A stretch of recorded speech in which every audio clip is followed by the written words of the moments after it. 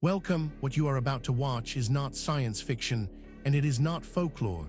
It is a serious investigation into one of history's most compelling unresolved questions: the mystery of the Zodiac Killer, America's most defiant murderer.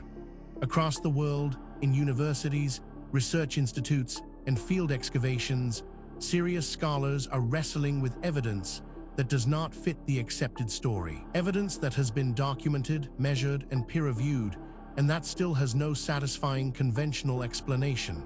We are going to look at that evidence carefully, without prejudice in either direction, not dismissing what is extraordinary, but not accepting it without scrutiny either.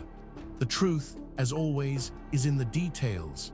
Between 1968 and 1969, in the San Francisco Bay Area, at least 5 people were murdered by a killer who called himself the Zodiac. He sent letters to newspapers taunting the police, enclosed cryptograms he claimed contained his identity, and threatened to kill more people if the letters were not published.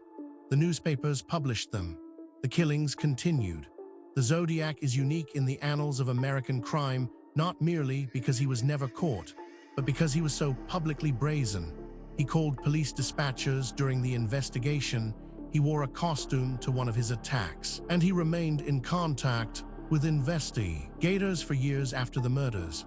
Of his 4 cryptograms, one was not solved for 51 years. His identity is still unknown. His case remains officially open. This is where our investigation begins. Stay with us, because the further we go into the evidence, the more extraordinary it becomes. The story you think you know is only the surface. Beneath it lies something far more remarkable. Let us begin. Before we examine the specific evidence, we need to step back and understand the context. This case does not exist in isolation. It sits within the world of history's most enduring unsolved crimes, and to properly evaluate what we are looking at, we need to understand the broader picture that surrounds it. Every unsolved crime is a failure, not just of the investigation, but of memory itself. The witness who might have placed the suspect at the scene has died. The physical evidence has degraded or been lost in a storage room. The lead detective retired 30 years ago. The files exist, but the institutional knowledge that made them legible is gone.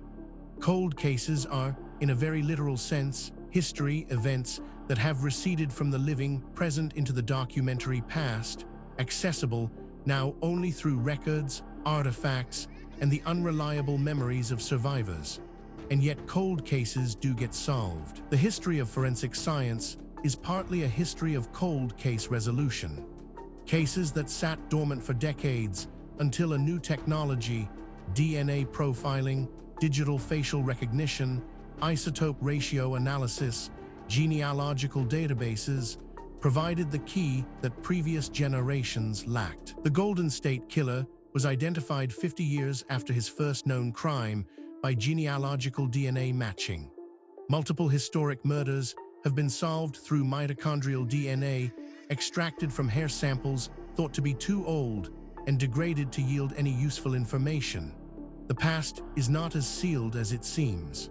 What cold cases teach us about crime is often as important as solving them. They expose the limitations of investigative practice at their time, the tunnel vision that focused on the wrong suspect, the forensic contamination that destroyed evidence, the jurisdictional rivalry that prevented agencies from sharing information.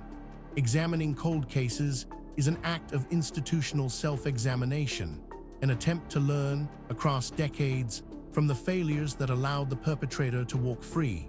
This context matters because it tells us something important. What we are about to investigate is not an isolated curiosity.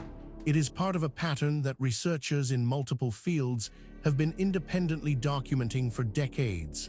And patterns, in science, demand explanation. With that foundation in place, let us now turn to the specific case at hand. Now we reach the heart of the matter. The core evidence surrounding the Zodiac Killer, America's most defiant murderer, is more extensive, more verified, and more troubling for conventional explanations than most people realize. Let us walk through it systematically, fact by fact, and allow the evidence to speak for itself. We are not going to speculate here. Every point that follows is documented in peer-reviewed publications, official archaeological records, or government archives that are publicly accessible. The question is not whether these facts are real. The question is what they mean. Consider this first extraordinary detail. The Zodiac Killer's confirmed victims are 5 people: David Faraday and Betty Lou Jensen, December 20, 1968, Darlene Ferrin and Michael Majow, July 4, 1969, Majow survived, Brian Hartnell and Cecilia Shepard, September 27, 1969, Hartnell survived, and taxi driver Paul Stein, October 11, 1969. The Zodiac claimed as many as 37 murders in his letters, which investigators have not been able to confirm. This single data point, if taken in isolation, might be set aside.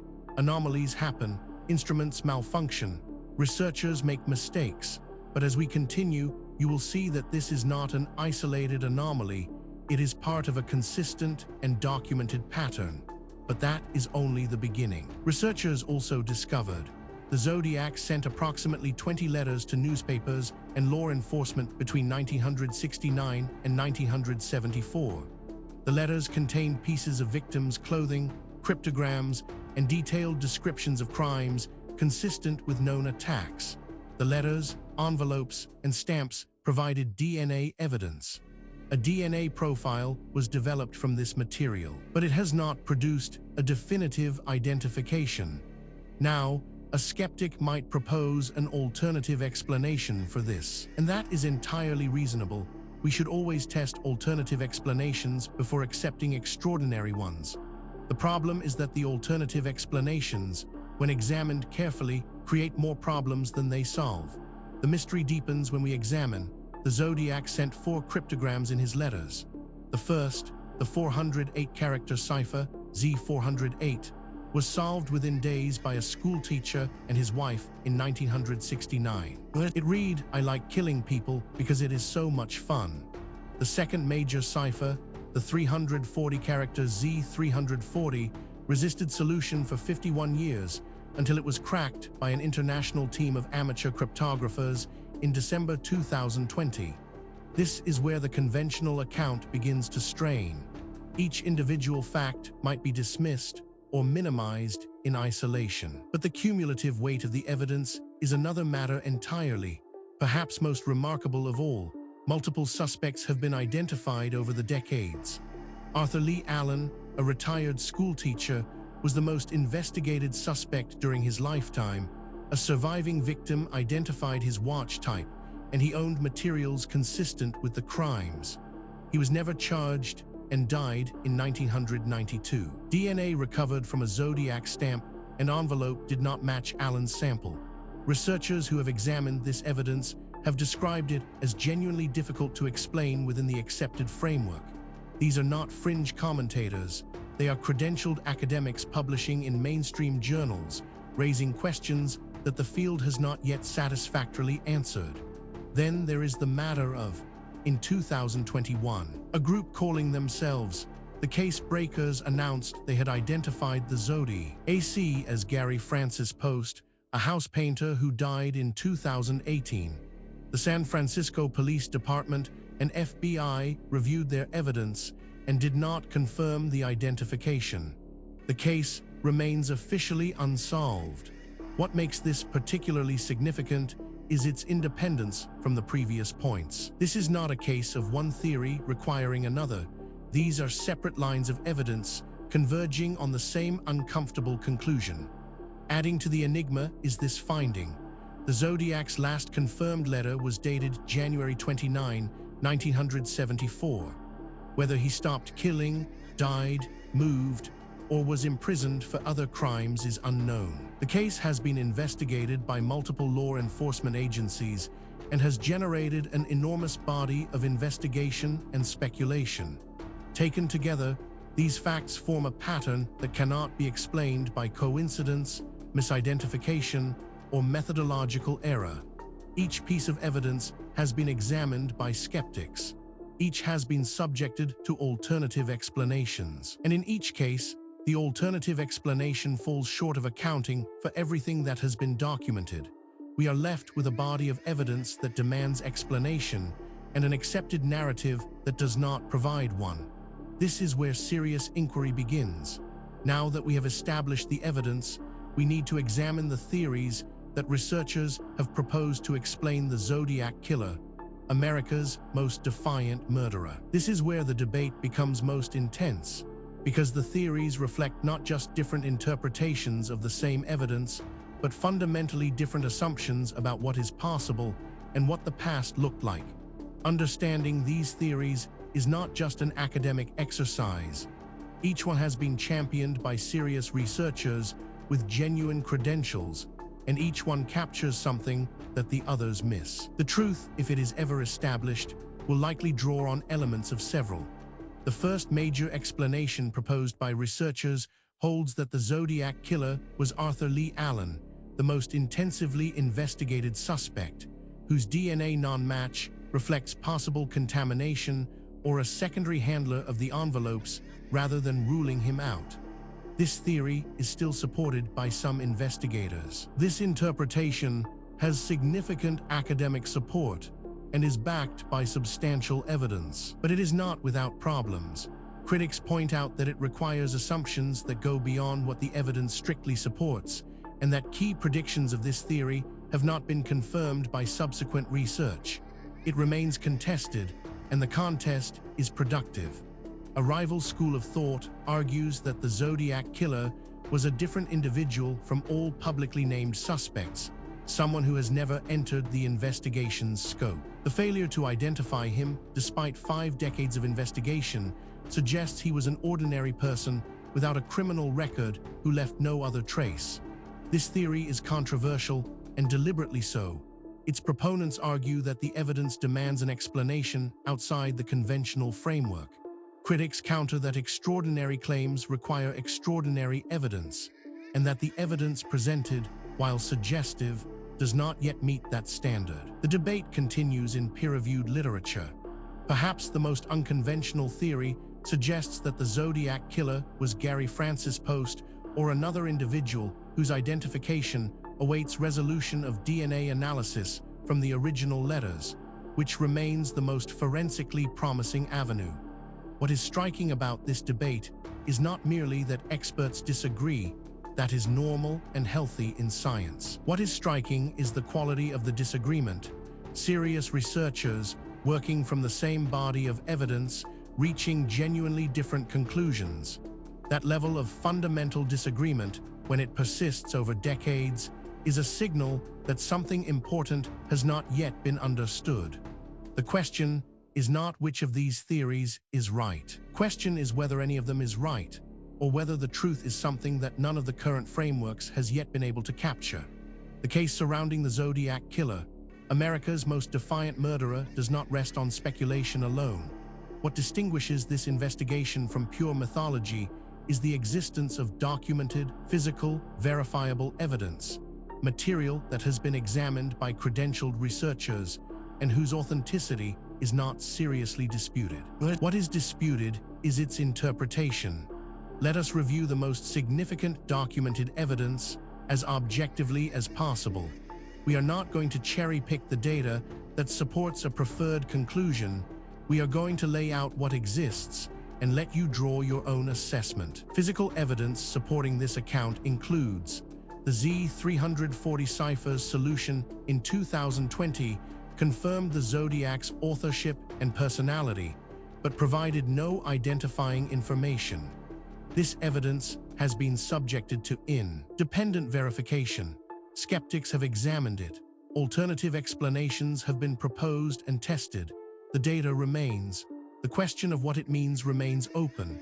Investigators have documented partial DNA profiles developed from the original letters and stamps have been compared against suspects without a confirmed match and remain in law enforcement databases for comparison against future candidates. This evidence has been subjected to independent verification. Skeptics have examined it. Alternative explanations have been proposed and tested. The data remains. The question of what it means remains open. On-site analysis revealed Surviving victim Michael Majow identified Arthur Lee Allen in a 2009 photo array with high confidence, providing witness identification but not forensic confirmation. This evidence has been subjected to independent verification. Skeptics have examined it. Alternative explanations have been proposed and tested. The data remains. The question of what it means remains open. Each individual piece of evidence might, in principle, be explained away. A single anomalous artifact might be misidentified. A single anomalous date might reflect contamination. A single anomalous eyewitness account might reflect misperception. The question is whether all of the evidence can be explained away, and whether the explanations required are more or less plausible than the evidence itself. When multiple independent lines of inquiry converge on the same conclusion, that convergence is the most powerful signal in empirical science. And that is exactly what we are seeing here. We have examined the history, the evidence, and the theories surrounding the Zodiac Killer, America's most defiant murderer. Now we need to ask the question that is sometimes overlooked in discussions of ancient mysteries. Why does this matter? What does it mean for us today? It would be easy to file this away as an interesting historical curiosity, a puzzle from a distant past with no bearing on our present lives. That would be a fundamental mistake. The questions raised by this case touch on issues that are directly relevant to who we are, where we came from, and what the human story actually looks like before the period covered by conventional history. The Zodiac case remains officially open with the San Francisco Police Department, Napa County Sheriff, and Vallejo Police Department. DNA analysis technology continues to improve, and the partial Zodiac DNA profile remains available for comparison as genealogical DNA databases expand. The same technique that identified the Golden State Killer in 2018 is considered the most likely avenue for eventually resolving the Zodiac case. The Zodiac's identity is one of the most sought answers in American criminal history. Furthermore, the tools available to investigate these questions are advancing rapidly. Satellite imaging, ground-penetrating radar, ancient DNA analysis, isotopic tracing, and deep-sea sonar are all providing capabilities that previous generations of researchers could only dream of. Cases that were genuinely unresolvable 10 years ago are now open to new analysis, and the findings, consistently, are expanding rather than contracting the mystery. The investigation continues. New discoveries are being made. New analyses are being published. New voices are entering the conversation from disciplines that were not previously part of the discussion. The answers, when they come, and they will come, will not merely solve a historical puzzle. They will force a fundamental revision of assumptions that underpin our entire understanding of human history and human potential. We have now walked through the complete case of the Zodiac Killer, America's most defiant murderer, from the historical record through the physical evidence, across the competing theories, and into the modern significance of what remains unresolved. What the story of Zodiac Killer ultimately reveals is not just a historical puzzle. It is a mirror. It reflects our assumptions back at us, our assumptions about what ancient people were capable of, about how knowledge is gained and lost across the centuries, and about the relationship between what we know and what we merely think we know. The evidence presented in this documentary is real. The questions it raises are genuine. The debate among researchers is ongoing, and that is healthy. Science is not a set of conclusions. It is a process. And the process requires that we remain open to evidence that challenges what we thought we knew, however uncomfortable that challenge might be. If you came to this documentary as a skeptic, we hope the evidence gave you something to think about. If you came as a true believer, we hope the critical examination gave you a more nuanced picture. The truth, as always, lies in the evidence, not in what we want to be true. Thank you for watching. If this investigation sparked your curiosity, please subscribe to the channel. We publish new documentaries every week, covering the full range of historical mysteries that the mainstream has not yet adequately explained. Leave a comment below telling us which case you want us to investigate next. The The conversation continues. The investigation never ends.